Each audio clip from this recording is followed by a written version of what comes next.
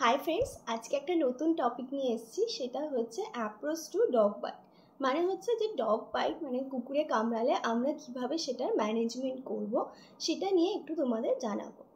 তো কুকুরে কামড়ানো মানে যেটা করা হয়, ফার্স্টেই বলা হয় গাইডলাইন অনুযায়ী যে কোথাও বাইট হলে সেখানটা আমার কামড়ে দিলে কুকুরে, সেখানে হচ্ছে সোপ আর ওয়াটার দিয়ে তৎক্ষণাৎ মানে সেটাকে ধুতে হবে এবং সেটা গাইডলাইন অনুযায়ী আছে 10 মিনিট। ঠিক আছে, মানে 10 মিনিট ভালো করে আমরা যে জায়গাটায় কামড়ে দিয়েছে বা কেটে গেছে সেখানটাকে আমরা ভালো করে সোপ অ্যান্ড ওয়াটার মানে সাবান জল দিয়ে আমরা, ওয়াটার মানে রানিং ওয়াটার, যে ওয়াটারটা মানে আছে বালতিতে সেই ওয়াটার নয়, রানিং ওয়াটার আর সোপ দিয়ে ভালো করে সেই জায়গাটাকে ধুতে হবে। এবং তারপরে যেটা বলা যে তারপরে আমাদের কোনো একটা ডক্টরের পরামর্শ নিতে হবে। এবং ডক্টরের পরামর্শ কেন নিতে হবে? কারণ কুকুরে কামড়ানো হচ্ছে 3 ভাগে ভাগ করা হয়। সেই 3 ভাগে ভাগ কি করে করা হয় সেটা হচ্ছে ক্যাটাগরি 1, 2, 3 বলা হয়। ক্যাটাগরি 1 কখন বলা হয়? যখন হচ্ছে কুকুরে মনে করো শুধু মানে চেটে দিয়েছে, যেটা বলা হয় লিক করেছে, মানে লিক অন ইনট্যাক্ট স্কিন, মানে তোমার ইনট্যাক্ট স্কিন আছে সেইখানটাতে হচ্ছে কুকুরে চেটে দিয়েছে, অর্থাৎ তার শুধুমাত্র লালা রসটা তোমার গায়ের সাথে লেগেছে, সেটাকে বলা হয় ক্যাটাগরি 1। ওকে, আর এই ক্যাটাগরি আমি ফার্স্টে ক্যাটাগরিগুলো পুরো বলে। এবারে ক্যাটাগরি 2 কাকে বলা হয়? ক্যাটাগরি 2 হচ্ছে মনে করো কোনো জায়গায় তোমার আগে থেকে কাটা ছিল, সেই কাটা জায়গার ওপরে হচ্ছে কোনো কুকুরে হচ্ছে চেটে দিয়েছে বা লিক করেছে, সেটা হচ্ছে ক্যাটাগরি 2 এর মধ্যে পড়ে। আর একটা ক্যাটাগরি 2 এর মধ্যে কোনটা পড়ে? যে কোনো জায়গায় মনে করো স্ক্র্যাচ হয়ে গেছে কিন্তু ব্লিডিং হয়নি, এটা হচ্ছে ক্যাটাগরি 2 এর মধ্যে পড়ে। আর ক্যাটাগরি 3 কখন আমরা বলবো?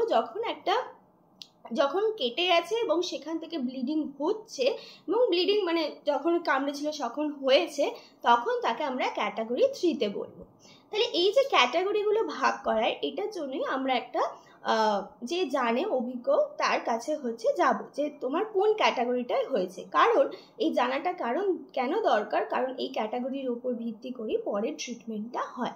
ক্যাটাগরি 1-এ কি করা হয়? ক্যাটাগরি 1-এ সেরকম কিছু করতে হয় না, জাস্ট ওই ভালো করে জায়গাটাকে ধুয়ে রাখতে হয়, ব্যাস, আর কিছু করতে হয় না। ক্যাটাগরি 2-এ যদি কোনো ডগ বাইট থাকে তখন আমরা একটা টিটি দেওয়া হয় আর একটা হচ্ছে এআরভি দেওয়া হয়, মানে অ্যান্টি র্যাবিস ভ্যাকসিন। এবারে অ্যান্টি র্যাবিস ভ্যাকসিন যে একটা সেটা নয়, সেটা যেমন যেমন ডোজ থাকে সেরকম অনুযায়ী দেওয়া হয়। ঠিক আছে, তাহলে ক্যাটাগরি 2-তে কিন্তু আমাদের ইনজেকশন নিতে হচ্ছে, সেটা হচ্ছে টিটি এবং এআরভি।